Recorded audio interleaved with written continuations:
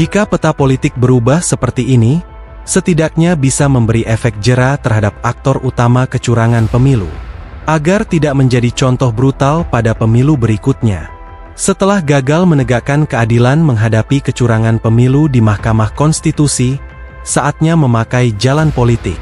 Seperti kisah si bengal Bart dalam serial televisi The Simpsons, pemilihan umum 2024 berakhir dengan penyangkalan atas kejahatan kecurangan yang terang benderang. Mahkamah Konstitusi menolak membatalkan hasil pemilu yang dimenangi pasangan Prabowo Subianto-Gibran Rakabuming Raka.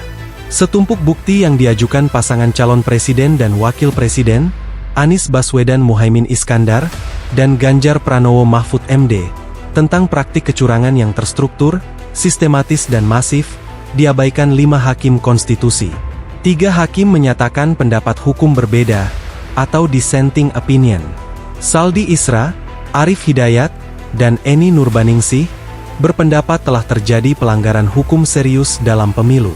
Dari pemanfaatan bantuan sosial untuk kepentingan elektoral, ketidaknetralan pejabat kepala daerah, hingga mobilisasi aparatur negara untuk memenangkan Prabowo Gibran. Dissenting opinion yang pertama kalinya dalam putusan sengketa pemilu ini, menandai cacat legitimasi pemerintahan Prabowo Gibran sepanjang 5 tahun ke depan. Kecurangan demi kecurangan itu, sulit dilepaskan dari peran Presiden Joko Widodo, ayah Gibran. Awalnya adalah revisi Undang-Undang Pemilu di Mahkamah Konstitusi, untuk meloloskan anaknya yang belum cukup umur, menjadi kandidat wakil presiden. Adalah Ketua Mahkamah Konstitusi Anwar Usman, paman Gibran, adik ipar Jokowi, yang mempengaruhi hakim untuk meloloskan keponakannya. Anwar telah dinyatakan melanggar kode etik berat oleh Majelis Kehormatan Mahkamah Konstitusi.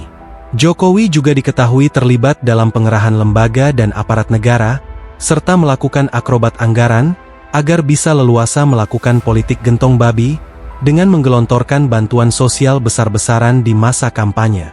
Dalih yang kerap dipakai oleh pembela putusan Mahkamah Konstitusi adalah, penggugat tidak menyediakan bukti cukup, agar tuntutan mereka dikabulkan.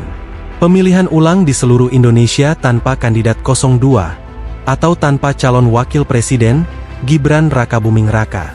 Seharusnya, demikian menurut para pembela MK, penggugat meminta pemilihan ulang di daerah yang diakini ada kecurangan saja. Kelompok ini menuding, penggugat tidak melakukan saran itu karena angka kemenangan Prabowo demikian telak, 58,6%. Pemilu ulang di daerah tertentu mungkin mengurangi persentase kemenangan Prabowo, tapi tak membuatnya gagal menjadi presiden. Pandangan ini aneh. Mahkamah selayaknya tidak sekedar menghitung efek kecurangan pada perolehan suara. Mahkamah seharusnya mengedepankan prinsip keadilan, berdasarkan temuan kecurangan yang terstruktur, sistematis dan masif. Sudah lama dikritik Mahkamah Konstitusi, tak lebih dari sekedar mahkamah kalkulator. Ibarat nasi telah gosong, dan kini menjadi kerak. Putusan MK bersifat final dan mengikat. Apa yang dirusak politik tak bisa direparasi hukum. Demikian menurut filsuf Slovenia Slavoj Zizek. Kini langkah politik harus diambil. Idealnya, pihak yang kalah menjadi oposisi di Dewan Perwakilan Rakyat. Ini memang bukan harapan realistis. Partai Nasdem, Partai Kebangkitan Bangsa dan Partai Persatuan Pembangunan besar kemungkinan bergabung dengan pemerintahan Prabowo. Partai Keadilan Sejahtera mungkin menyusul.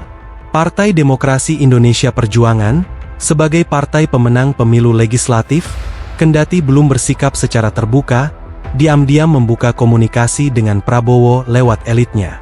Sejauh ini, Ketua Umum PDI Perjuangan Megawati Soekarnoputri, tak memiliki hambatan psikologis berkomunikasi dengan Ketua Umum Partai Gerindra. Tapi Megawati bermasalah dengan Jokowi, kader PDIP yang beliau anggap berkhianat. Jika Prabowo mengharapkan PDIP bergabung, Megawati mungkin mengajukan syarat, Prabowo harus membatasi, jika tidak menghapus sama sekali peran Jokowi dalam pemerintahan mendatang. Tanpa akses kepada partai politik manapun, Jokowi pada akhirnya cuma warga biasa. Adapun Gibran, akan dikunci dalam istana wakil presiden, posisi yang sejatinya cuma ban serep. Politik memang bukan jalan kesempurnaan, Tapi keseimbangan baru setidaknya akan menghukum pelaku kekacauan.